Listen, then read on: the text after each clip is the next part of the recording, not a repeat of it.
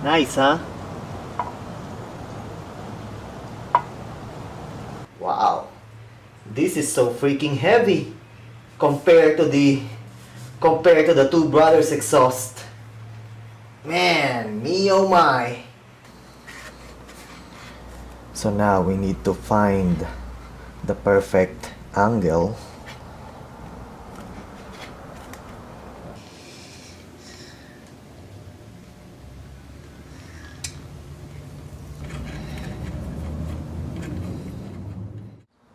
Alright, okie dokie. The Two Brothers exhaust is now installed on my 2013 Kawasaki Ninja 300. Oh yeah, it's now freaking installed. Yeah, yeah, yeah, yeah, boy. Yeba, yeba, yeba. Ha ha ha ha ha.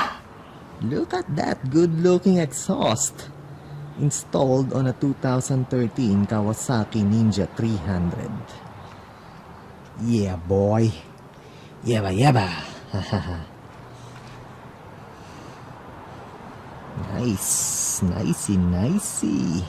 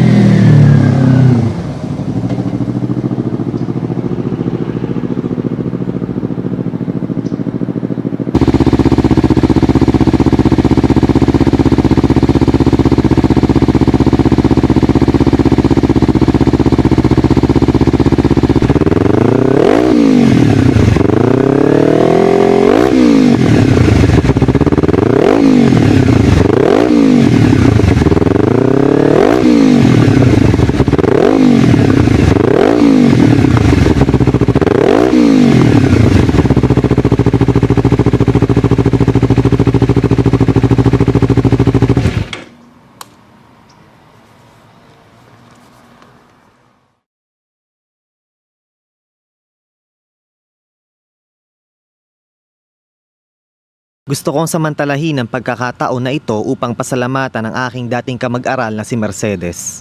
Mercedes, maraming salamat sa iyo sa pag-organisa ng isang feeding program sa Barangay Tonsuya, Malabon City.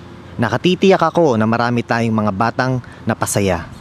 Again, maraming salamat sa iyo, Mercedes. Nakakalungkot isipin na marami sa mga batang ito ay hindi pa nakatikim ng fried chicken at spaghetti sa kanilang talambuhay. Kaya nga ako ay nagpapasalamat dahil nagkaroon tayo ng pagkakataon na makapagbigay ngiti sa kanilang mga labi. Ako ay may naging kaibigan na kumuha ng political science at abogasya sa kolehiyo.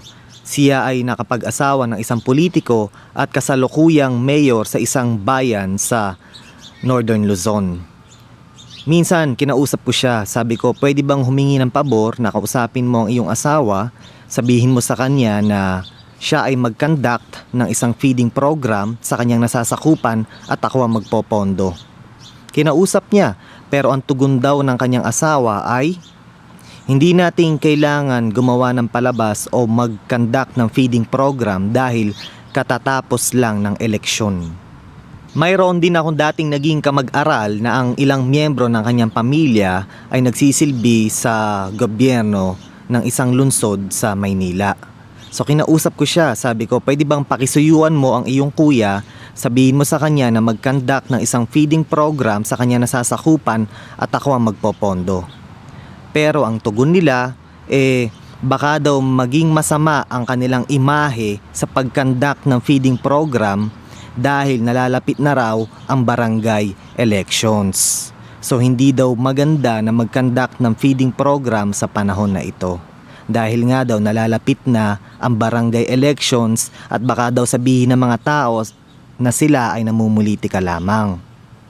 Tanungin ko nga kayo, kailangan ba tayo ay tutulong lang sa ating mga kapwa, sa mga mahihirap tuwing bago mag-eleksyon at hindi pagkatapos ng eleksyon?